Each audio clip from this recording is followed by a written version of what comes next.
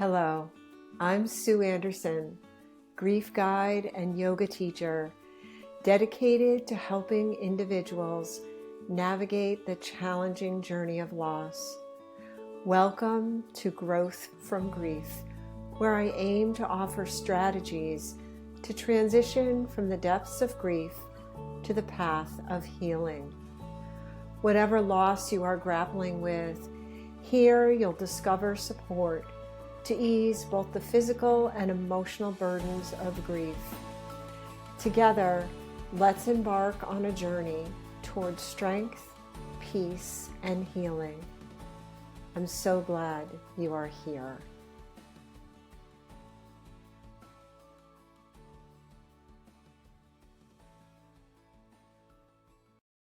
Hi, everyone, and welcome to this episode of Growth from Grief. I'm so excited for my guest today, Adrien Terrell. Adrien is a yoga teacher and a writer, and we met through a third party. We both have a coach that we work with. We didn't know each other before then, but we've had some lovely conversations, and she's agreed to talk with us today about her journey after losing her 19-year-old son, her journey into yoga, but also how, as a writer, she's been able to sort of reawaken after that loss and when she was in teacher training, and now combines both of these into some great workshops and things that she's been doing with her students. So welcome, Adrienne. Thank you, Sue. So nice to be here today. Thank you.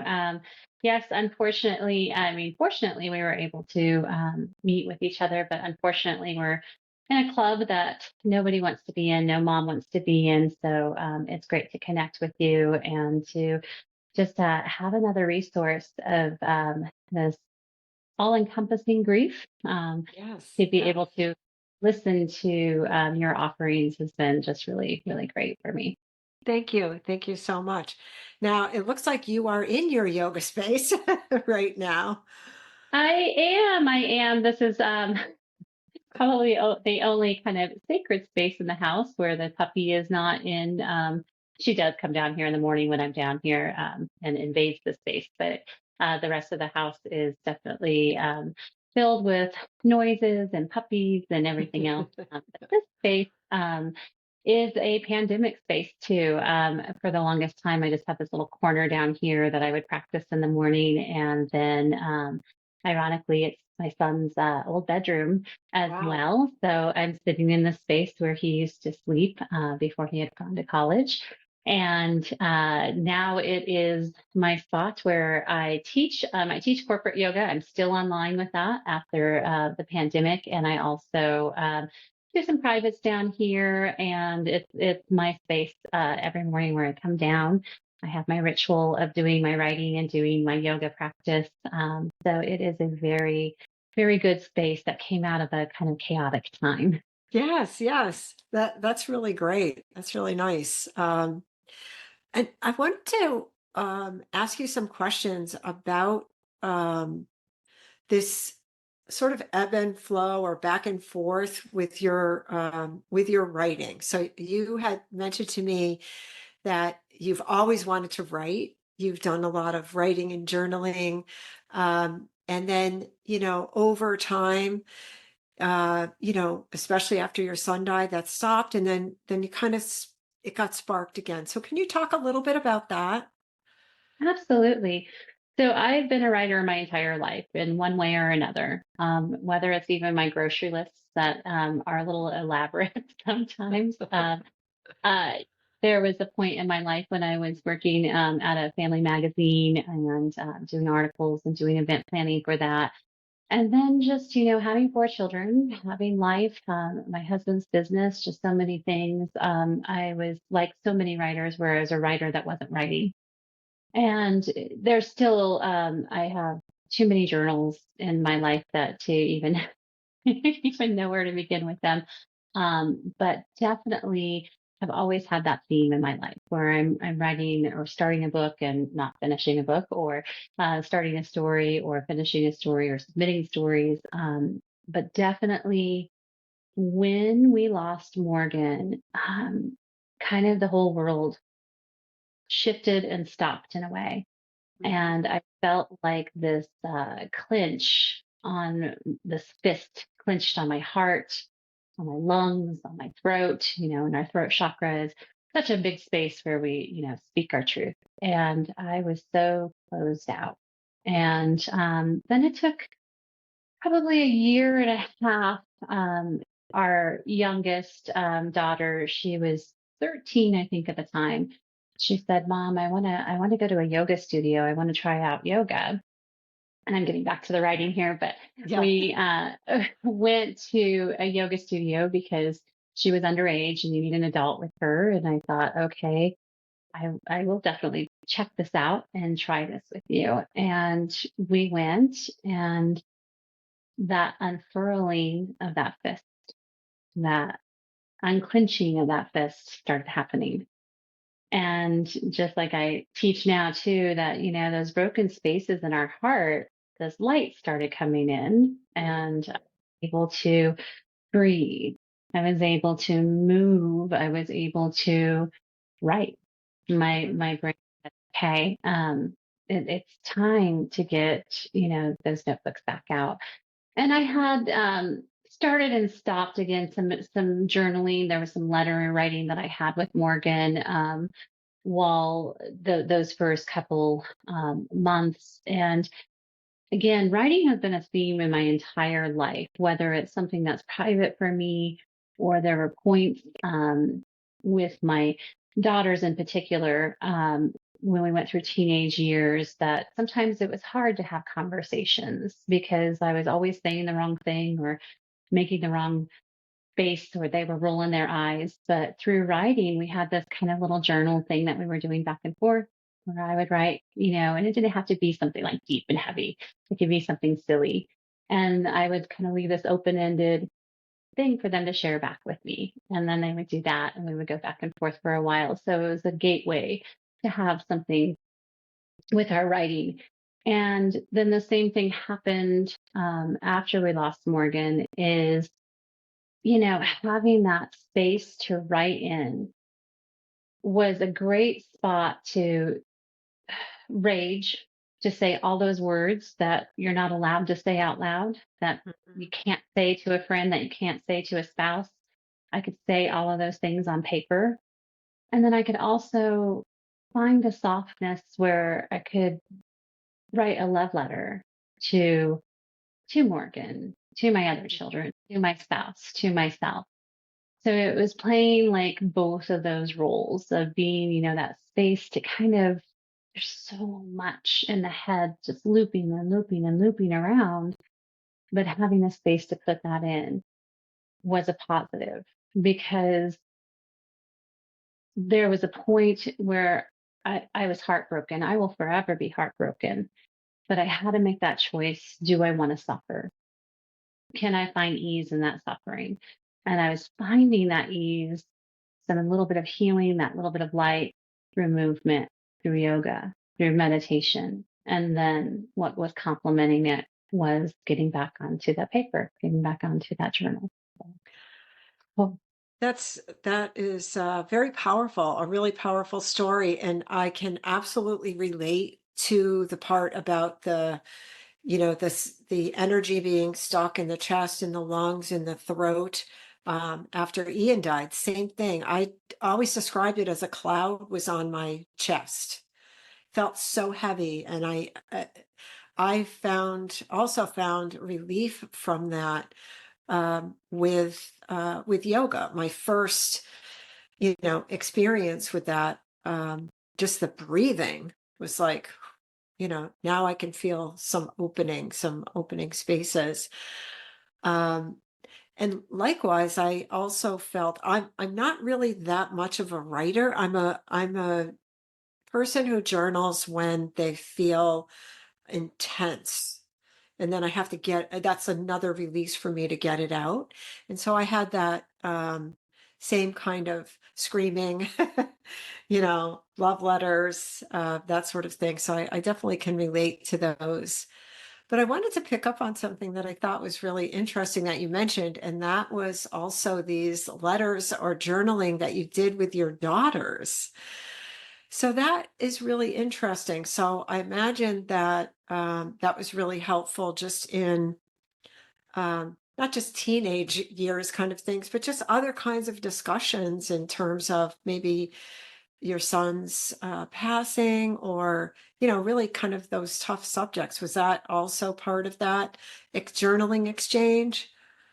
Absolutely, absolutely. And that's I'm not even sure where it came about. Of course, everybody was struggling in their own bubble. We were definitely all hurting, but we were all kind of in our own things. And my children were in various stages. Our youngest was in fifth grade, sixth grade ish when we lost Morgan, and then the other two, my son was a freshman, and my daughter was in seventh grade, the middle daughter, our oldest daughter. But there were so many times that it was a question of not a question. There was a realization that our children lost not just a sibling, not just a brother. They lost their parents as we were. We weren't parenting the way we had, and we never did again, and we never will. We will always have that fear of the shoe dropping or whatever it may be.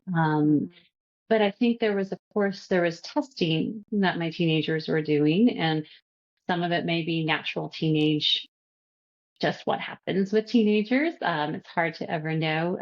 But then there's the other parts of it where I think some of it was tests, a test of like, are you paying attention? Are you still here? Are you parenting me? Are you still listening to my needs? And unfortunately, sometimes the answer was no.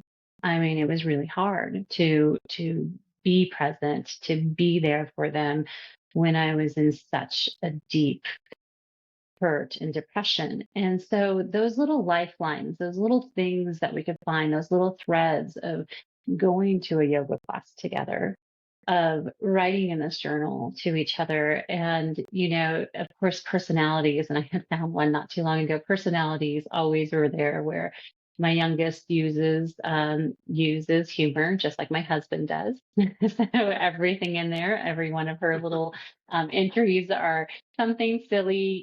She'd write some song lyrics and be silly in it. And I wanted that to be a space where they could be without judgment.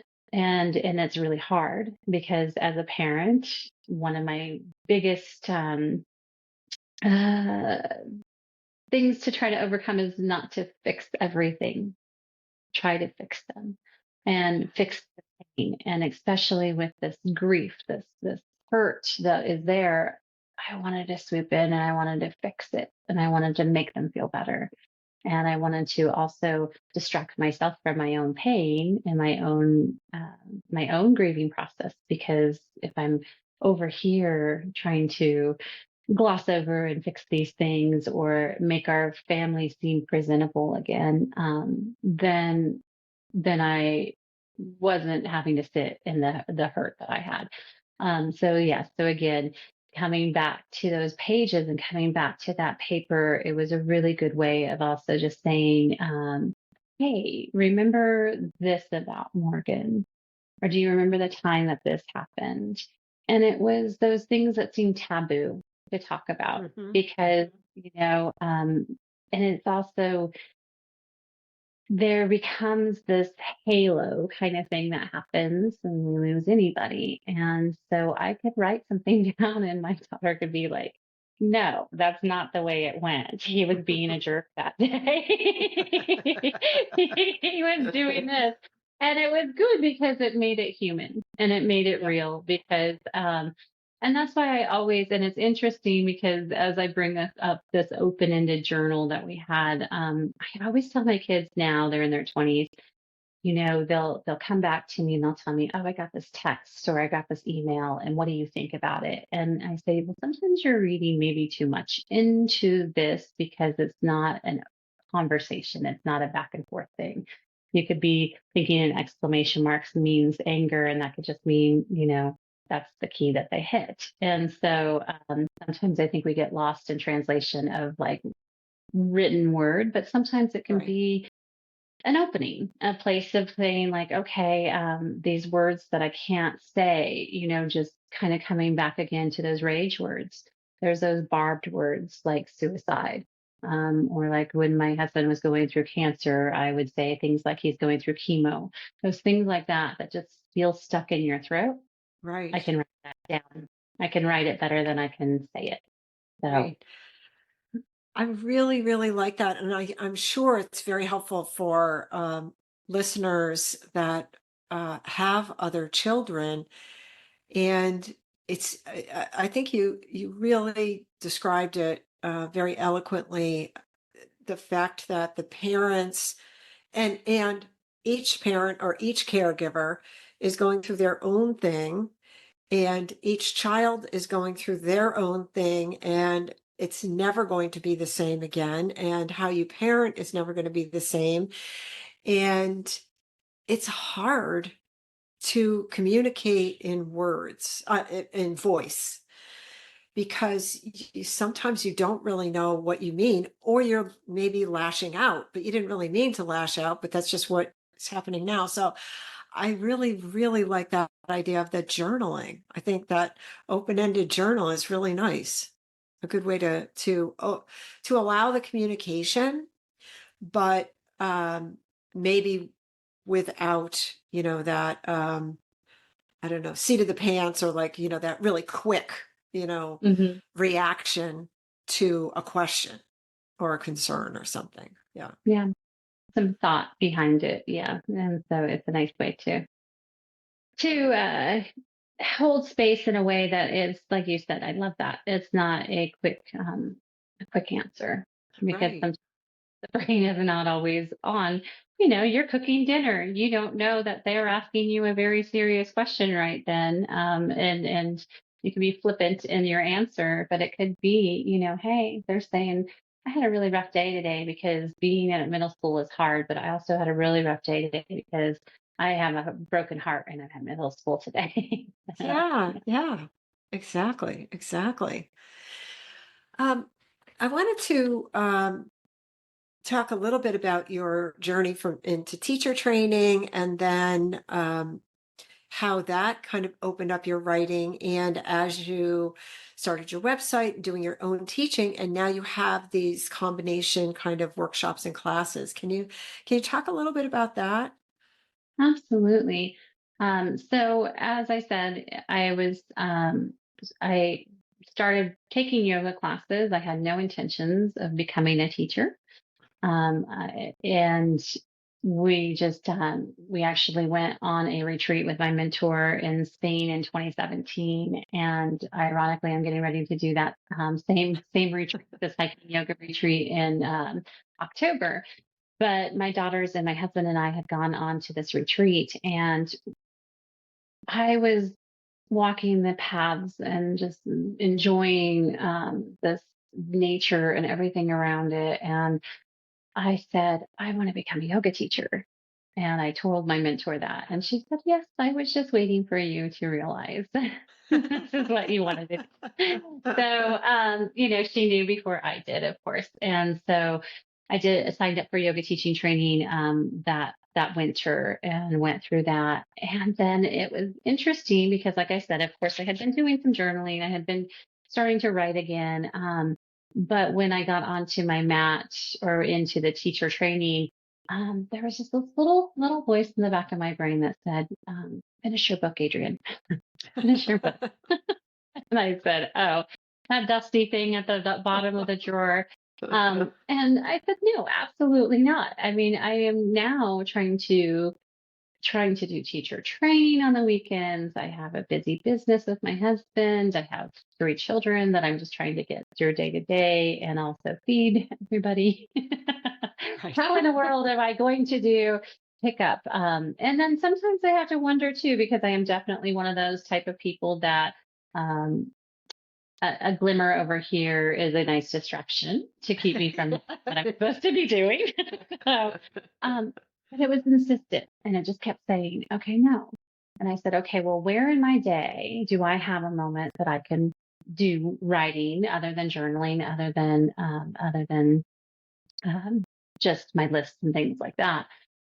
And I thought, well, that's my yoga practice in the morning. I wake up early, I come down to my space, I do some yoga. And I thought, I do not want to lose that time, that me time. That is something Yeah. that was very sacred to me. And I thought, well, maybe I split the time. Maybe I use, my journal here. Maybe I use this for this time of writing and sketching out this book, or, revisiting and reading it and seeing where I left off, um, before or after I do some movement.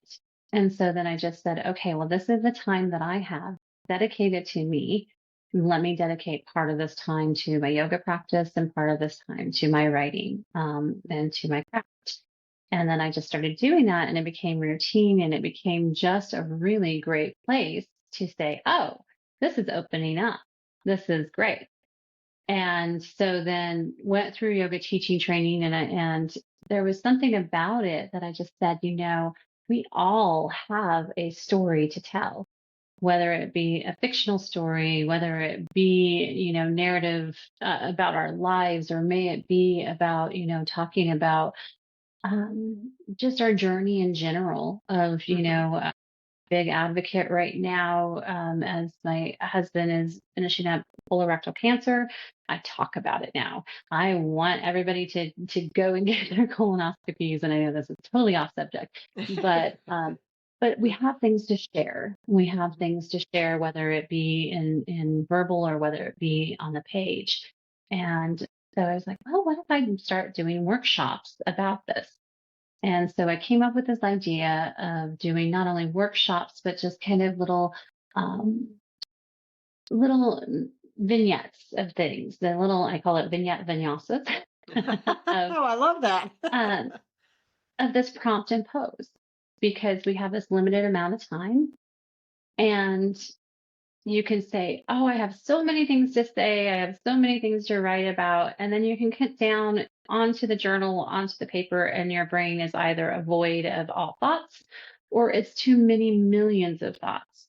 So, for instance, I would be like, okay, well, let's just do a little bit of a heart opener. Let's just do a little bit of that unfurling of the shoulders. Let's do some of this, letting go.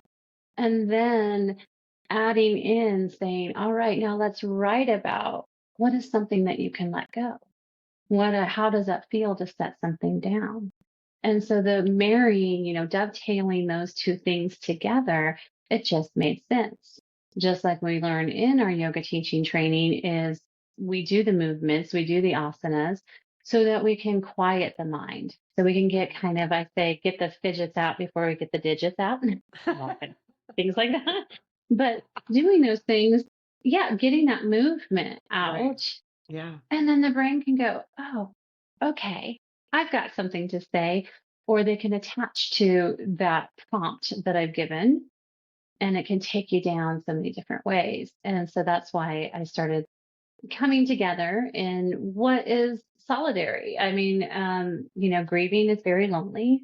Hmm. Writing is a solidary kind of thing. We do this by ourselves in our offices, or, sometimes in coffee shops, but bringing it together, that energy of holding space around there for everybody. And nobody has to share what they've written, but there's just something about being bolster to bolster on your mat next to somebody and doing some of those movements, telling our story through our movements, and then bringing it out on the page. It's just, it's beautiful. It's a nice way, so that I can be of service to other people, and I can hold space, and I can say, yes, tell me your story. Tell me your story through your asanas. If you want to read your stories out loud that you put on your paper, then I would love to hold space and hear those too. So it's just an honorable, it's so great to be a part of all of that community. It sounds really lovely and a little bit different than, um, for example, in some workshops, it would be like a facilitator or a co-facilitator would just give like a prompt and then you'd write something down.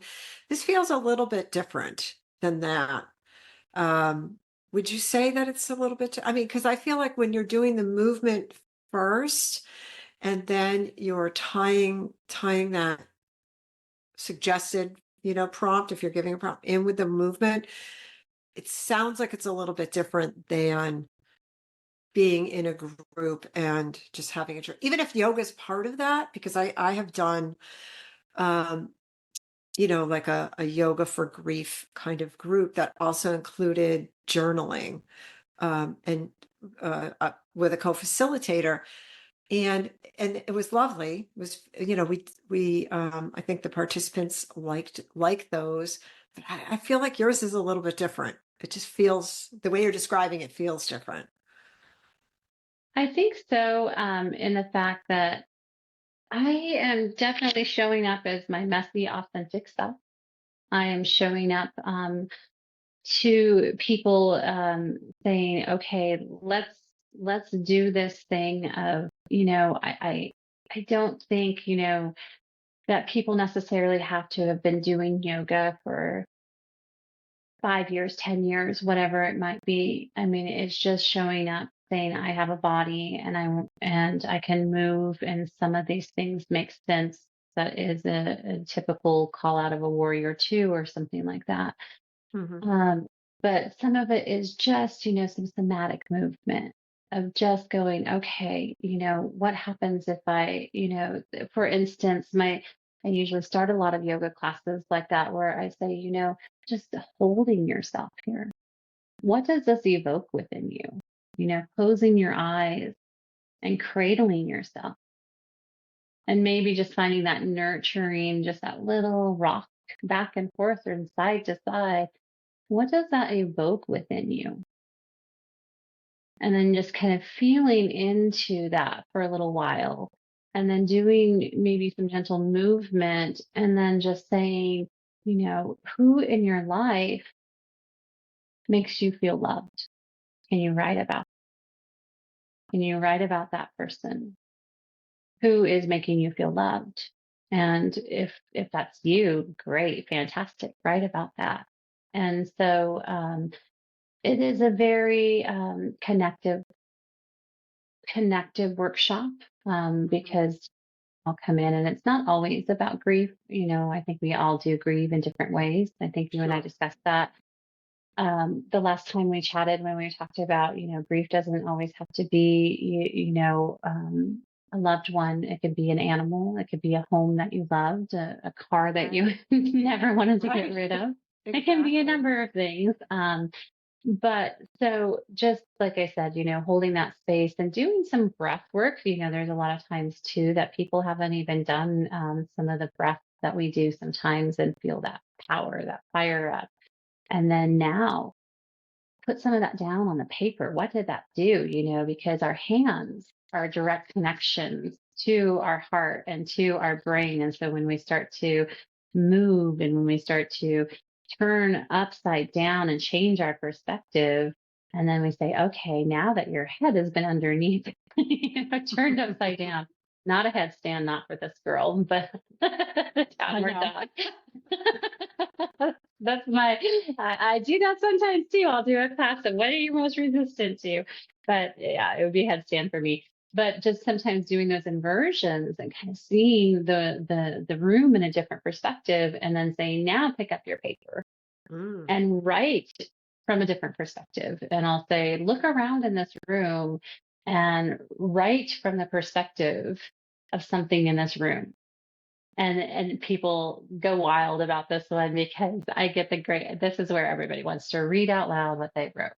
And I'll all of a sudden have somebody, I'll say, well, don't tell me what you wrote about. Don't tell me. I want to guess what perspective this is from. And it can be a plant I didn't even realize existed in a studio that's up Funny. high, or it could be a mirror, or it could be it's really interesting things. And so then I like to also bring that into fictional writing. So if I have people in my class that want to kind of spice up their creativity, and bring it into their fictional writing, I can say, okay, well, we just changed our perspective. Now, what if you change your perspective to that 12-year-old boy that you're trying to voice, or, your character, that dragon or whatever it might be that you're Right, trying to right. voice. Sometimes we need to kind of put ourselves into uncomfortable positions or just different positions that we haven't been in for a while, or get rid of some stuck energy and then go, "Oh, wow, that just got all those synapses uh, floating and moving, and I got something to say." So Now, most of these, or I shouldn't say most of these, are your workshops and classes only in person? Because you're out in Colorado, right? Is that right? Yeah. I Yeah. am. And currently they are, but I have been developing something that I'm doing online. I'm creating a workshop where it's similar to I call it pen paper poses. I Okay. have been developing that so that I can have that online, and as well as doing a little series of the prompts and poses that I have been putting together, that would be just some asanas, some movements, some breath works, and then some prompts behind it. I meet with a writing group on Mondays, and we've been virtual since the pandemic. And it's one of those things too, even before we sit down, I like to do a little bit of breath work, a little bit of movement, because I think it's really hard to, I know personally for me, it's really hard to show up, whether it be my yoga practice, whether it be writing, and then just say, okay, right. Okay, perform. I'm not a dancing bear. I need a moment to kind of ease in and kind of, do a little ritual and respect that. And it's like brushing our teeth before bed. It's lighting a candle on my desk before I get to writing, or it's doing some movement before I write. So all of those things kind of, make the experience for me a little bit more than just going, okay, I sat down and I cranked out 1,000 words, which I don't do that a whole lot, but fingers crossed if it's a good day. So did you pick up your book from a long time ago? Did you get back to your I book? I did. So Mariposa, it is a book that I started when my youngest was, I always say, her little ducky jumper that sat in the door jamb. And I started that, gosh, in the kids between naps and between preschool pickups. And I have picked it up and I have set it down, and it's been 100 different books. And now it is finished, and I am, yes, I am Yay! over, yeah, little celebration. I am over over 3/4 of the way of my third rewrite on there. Wow. And so, yeah, so I am shopping around and looking for an agent and doing that other part of it, that part that I'm trying to um, some, ease into it. And there's definitely those things that I, you know, just like with grief, and just like with this journey that we've unfortunately had to take with Morgan, I've thought that these timelines that I've set were concrete. And then I feel bad about myself if I didn't hit those imagined, not imagined, but self set Yeah. goals. And so, and I think we shared this last time too. I was saying that, I remember going to a grief group, a parent grief group, shortly after we lost Morgan, and seeing these people in these rooms that were, 8 years, 10 years into their journey. And I looked at my husband and I thought, and I said, wow, they're still reeling, they're still hurting. And in my silliness, I thought that there was a timeline. I thought Right. that, Yeah. I mean, just like when you have a baby and you think forever that you're going to have, the this this time of your life that is going, that you will graduate from, being up all night, having that position of that timing with them, and then you'll move on to another space. And I just didn't realize how Right. forever that was. And then the same thing with this book, and with all of my writing, where I have thought, well, I'm a failure because it's taken me 24 years to finish this, to finish it and add edits and do those things. So then I'm not a real writer. I'm not a real, real person, or not, I'm not dedicated enough. I'm not meant Right. to see my book in the airport or at bookstores. Um, but then I realized, and and the coach Amanda, shout out to Amanda, um, those realizations about their seasons. And there's Right. time. And these these timelines that I continue to make for myself. I love Mondays. I love beginnings of the month. I love New Year's. I love setting resolutions.